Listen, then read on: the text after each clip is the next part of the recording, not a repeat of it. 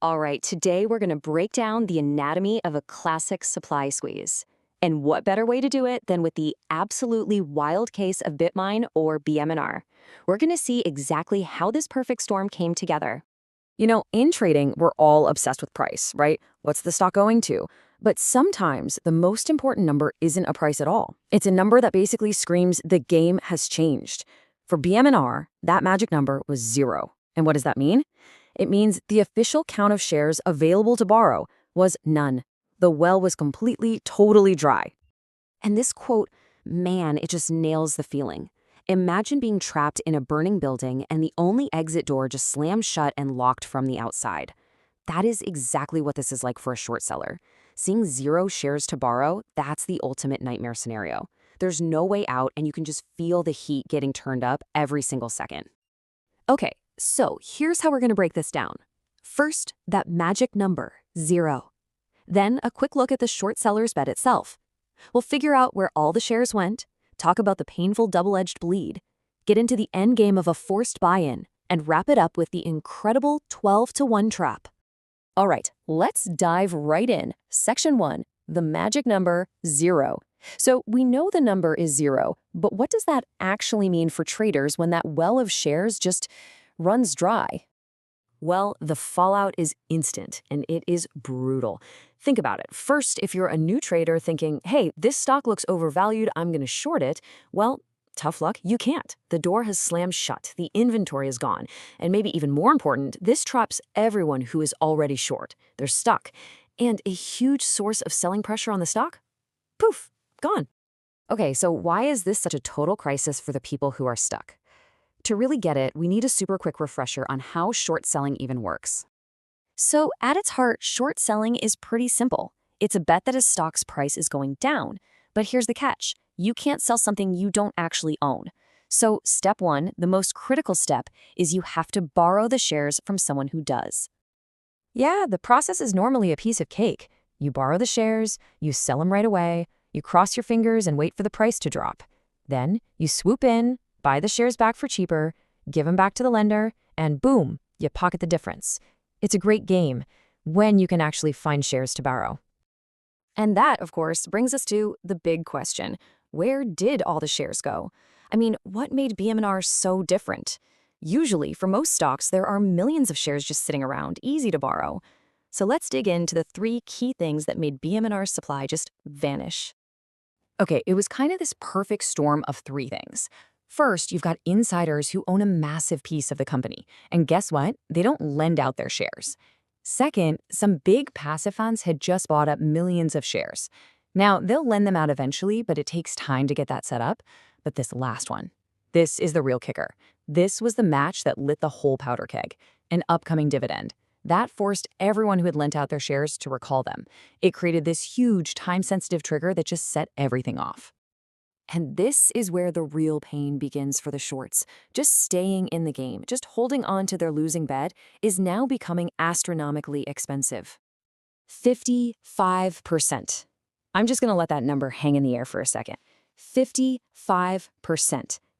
That was the annualized interest rate, what they call the borrow fee, that shorts were paying just to hold their position. Now, to put that into perspective, for a typical stock, the borrow fee is usually less than 1%. BMNR's fee was over 50 times higher. It's just an absolutely insane cost. Okay, percentages can be kind of abstract, so let's talk cold, hard cash. Let's say you had a relatively small $1 million short position. That was costing you about $1,500 every single day. And that's not a one-time thing. It's a constant, painful drip, drip, drip of cash bleeding out of your account. And this is what traders call the double bleed. It's absolutely brutal. Because think about it. On one hand, every single time the stock price ticks up, they're losing money on their main bet. But at the exact same time, they're just hemorrhaging cash from that insane borrow fee. They're getting hit from both sides. So all this pressure builds and builds until it leads to this mechanical endgame. It's the point where human choice is taken out of the equation. This is when the computer takes over. So what is a forced buy-in? It's pretty much exactly what it sounds like. The person who originally lent the shares says, hey, I want my stock back. The broker goes to find new shares to borrow for their client and finds nothing. Zero. At that point, the broker is contractually obligated. Their hands are tied. They have to go into the open market and buy shares at any price to give them back. And this timeline here, it shows you the chain reaction perfectly. It's like a set of dominoes falling. It all starts with that dividend announcement. That causes the lenders to issue recall notices. The brokers get these notices, they check their inventory, and they find 0 shares available. And that's the trigger. The system automatically places price-insensitive market buy orders. And that's the key phrase, price-insensitive. The computer doesn't care if the stock is at $10 or $100. It just has a job to do, buy. Okay, and this brings us to the climax, the final piece of this whole insane puzzle. Let's look at the raw, absolutely jaw-dropping math behind the supply and demand trap. I mean, just look at these numbers. The math here is staggering. On the demand side, you have shorts who need to buy 18 million shares to get out of their trap. On the supply side, there's only about 1.5 million shares floating around that are even available to buy. The imbalance is just, it's off the charts.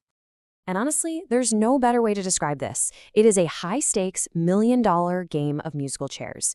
You've got 12 desperate buyers, and they are all circling one single chair. The music is going to stop. Who gets that chair? The one who is willing to pay the most, right? It's pure desperation. So you have to ask yourself, how did the short sellers get this so incredibly wrong? Well, they made a series of huge bets, and they lost on every single one. They bet on more stock issuances. Nope. The company announced a buyback. They bet on bankruptcy. Wrong again. The company declared a dividend. They bet on a crypto winter to kill the business. The market turned bullish. They were just wrong on every single front. So what does this mean if you're a shareholder? Well, it puts you in an incredible position of power. You are holding the one thing that a crowd of desperate people must buy. It's like you're the only person with water in the middle of the desert. And the advice is simple. Don't sell your water cheap. And that brings us right back to the beginning, to that burning building. The exit door is locked. The only way out is to pay whatever it costs to buy your way out.